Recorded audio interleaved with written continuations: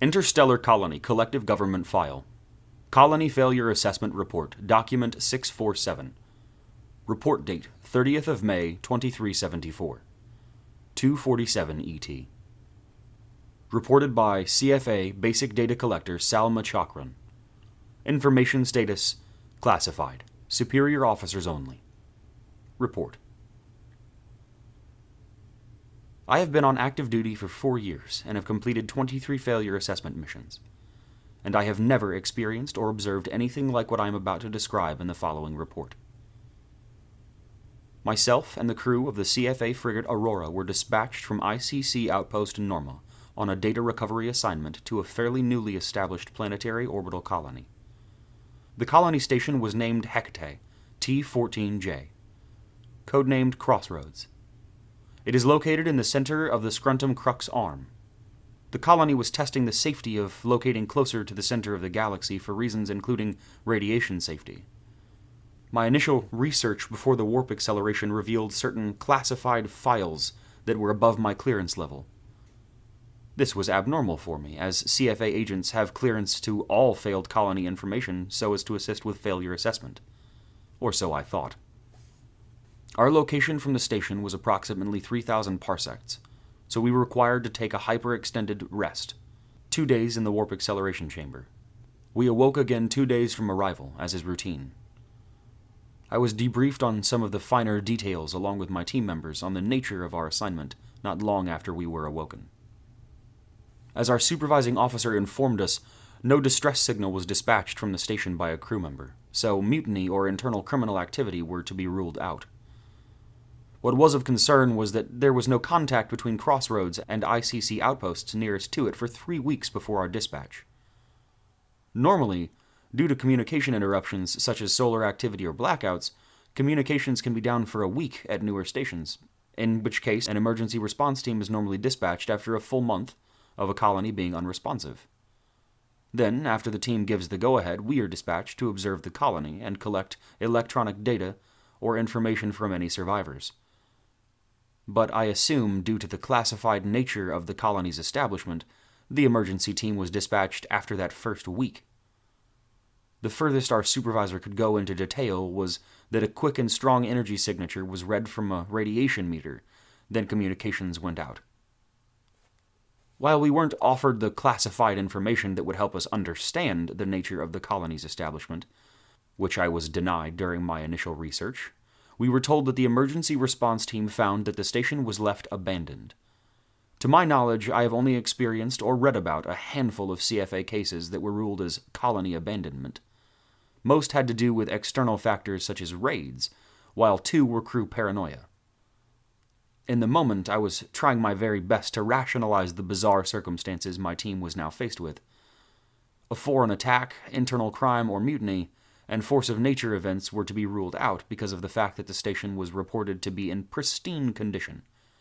No internal or external damage was noticed by the emergency response team, and all equipment had been left in place by the crew that was consistent with members simply dropping everything they were doing in the moment and deserting the station.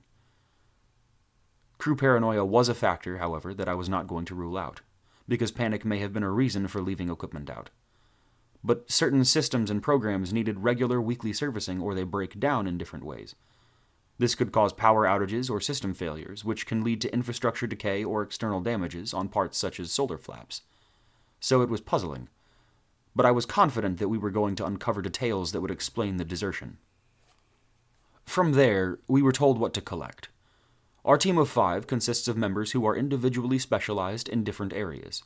Jamal is our ecology scientist, Farah is our psychology and sociology specialist, Henrietta is our media and communications tech, and Norman is the forensic examiner. I am the basic data collection specialist. Jamal was to assist Norman in the location of organic evidence and checking DNA results in the ICC employee database. Farah was to speak with emergency response personnel to gather information on the initial observations of the colony, and Henrietta would check all communication logs inbound or outbound signals and messages received through the station's comm channels.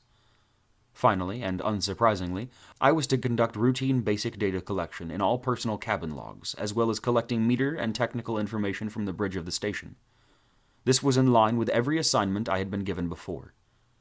Every time we've reached a planetary colony, solar orbiter, or planetary preliminary colony like this one, I have been tasked with the same things, and if I come up with anything unusual, I report it to my supervising officer and then restart all systems on board. Upon our arrival, something eerie about the ship was definitely apparent. The description of an abandoned colony that was in perfect condition seemed like it would be the least intimidating scene, but it felt preternatural. Normally, I arrive at a colony and I can tell that abandonment was going to be its fate. There are just certain qualities that create that atmosphere, but this experience was exceptional. I was wary of separating from my team due to the air, the emptiness that was there. It was a ghost town, not a trace of human presence that could signal an error of any kind. It truly seemed things had literally just been dropped where they were being used. I walked past a cafeteria kitchen on my way to a bunk section, and it seemed that even the ingredients in mixing bowls were left half-mixed. I have never been one to deeply question the circumstances I have been faced with. I have put my faith in the observable for all my life. But when the observable is unexplainable, I find myself at a loss of words to describe how uneasy I felt. But I digress. I completed 3 of 10 bunk sections when we started to experience radio problems. We have had instances before where external conditions can mess with our channels, and we normally ignore them, but those instances are partial interferences at best. This was complete cuts of contact for minutes at a time. Around the 3rd time we re-established connection, I radioed to my supervisor to ask if I should skip to the bridge of the ship to check radiation meters that were consistent with solar interference. Due to the nature of the problems, he ruled against it. Henrietta was ordered to come back to the ship and make checks on comm equipment and boost channels for better reception. Truthfully, I wanted to visit the bridge for more personal reasons. I was feeling increasingly uneasy about visiting the bunk sections. Every section I had visited thus far was so strange. None of the logs had revealed any information documented yet. The station had been operational for a year and 3 months. There had to be some sort of record kept on these logs. But the lack of information suggests 2 things. Either the crew wiped log information in an attempt to cover details, or no information had ever been recorded. Something made me feel as though the latter was what happened. But this should not have been possible. There was no way an entire station could go over a year without logging any information. For a while, things were quiet as I continued to walk through the halls of the colony, but after my 7th bunk section, things began to become more strange.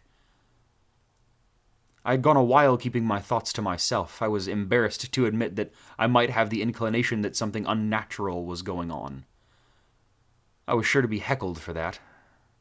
I mean, we are a group of people who are professionally focused on working with observable data, or at least making data observable in some way, but this, I thought, was beyond our abilities. How could a ship be brand new, untouched, almost frozen in time? I wanted to ask if anyone else had been feeling like they were being watched. I consistently felt the need to look behind me to confirm I wasn't being followed. But I always felt something. It was always close, but never directly behind me. I finally decided to open my mouth, planning to play it off like a joke. But when I spoke, there was no answer. I repeatedly called out for Henrietta, Jamal, Norma, our supervisor, but no one on our channel was responding. It could have been another radio cutout, I thought to myself. I was very wrong. After feeling more alone, knowing there was no one to talk to, I started to notice that following feeling more and more. I completed my 9th section, and I knew something was there at that point. Something was getting closer. It was ready to make itself known to me. The energy was there. It started in the shadows, down hallways, and shot through my nerves and made me shiver when I snapped around to look for it. Admittedly, I started to become anxious. I began walking faster down halls, trying to look for the 10th section. I was breathing heavier and continued to try the radio for anyone. And still no answers. At this point, panic started to set in. I was becoming turned around and unnerved to the point where I had taken far longer than I should have to find the 10th bunk section. When I finally found the staircase I was supposed to go down, I paused. I'd not noticed before, but there was no power to this section. The stairway descended into darkness, only slightly illuminated by the red emergency lights that spun on the walls. I stood staring at that darkness for a few moments, sweating in anxiety. I felt the energy of whatever was following coming from inside it. I wanted to turn and run back toward the frigate and leave it alone, but I knew I would be dismissed if I wasn't able to complete my data collection. I had to go down there. I had never turned my back on an assignment for any reason before, and I wasn't going to start now. I started down the staircase, counting each step, and 24 steps later I was down. I could only see about 10 feet in front of myself, periodically being able to see further down as the emergency lights were spinning.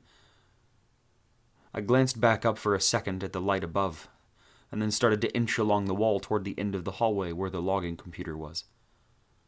I began to feel the energy from before all around myself. It felt like something was wherever I wasn't looking. I convinced myself that the quicker I moved, the sooner I could get out of there and back to the Aurora. I began to step with intent towards the computer, and I could feel something at the end of the hallway behind me. I broke out into a run in panic. I couldn't bear to turn around. It was there. It was clear as day now, but felt dark and glaring. I rushed to type in my login credentials, and there was information left on the drive. Slightly amazed, I transferred the data to my drive and waited for the disconnect. It started to make its way down the hallway. My body was now shaking and sweating, and the stress was unlike anything I had felt. It was projecting it onto me, like it was toying with me. The drive was only halfway downloaded as I began to have a breakdown. I started verbally whispering to myself for the drive to hurry up, as if that was going to help. And when it finished, I could feel it directly behind me. My body chilled to the core. I couldn't move. I could feel it on my neck, touching me with the intent to terrify. Then over the radio, I heard Henrietta say my name, and I shouted and broke for the stairs. She exclaimed back at me, but I was in a dead panicked sprint back from where I came. I can't quite remember how long it took, but eventually Norman and Jamal ran into me as I turned a corner into a hallway junction. I was exhausted, paranoid, and anxious to the point where I was unresponsive and incoherent. They took me back to the Aurora, and after some calming down, I explained what I had experienced to my supervisor. What made this all confusing was that he explained to me that there were no further radio cuts after Henrietta was sent to diagnose the problem. Furthermore, he was puzzled with my description of the 10th bunk section, saying there were only 9 listed bunk sections in the station manuscript. I was stunned and at a loss to explain myself. Then I remembered the data I had recovered from the log computer drives. We sat inside his office at his computer and plugged in my drive. There were files that existed under correct names from the drive, but all information on them was corrupted. Still stunned and at a loss for words, I looked up at my supervisor. He was staring at the screen with his hand on his chin. Then he got up from his chair and closed the door, directing me to sit on the other side of his desk. When I sat, he explained the classified nature of Crossroads' establishment, which was experimental travel testing in regards to the use of wormholes for instantaneous travel between 2 points in deep space. Certified CFA agents had already been sent with the emergency response team to survey certain information from the bridge computers and meters that would confirm a theory that ICC research specialists had devised. This theory would confirm the existence of alternate realities and the ability to travel between them. While I myself cannot come to a definitive conclusion about what I experienced on Crossroads, I acknowledge that what I have recounted was something unlike anything experienced before. I am of the mindset that the universe and its mechanics are explainable by observable evidence.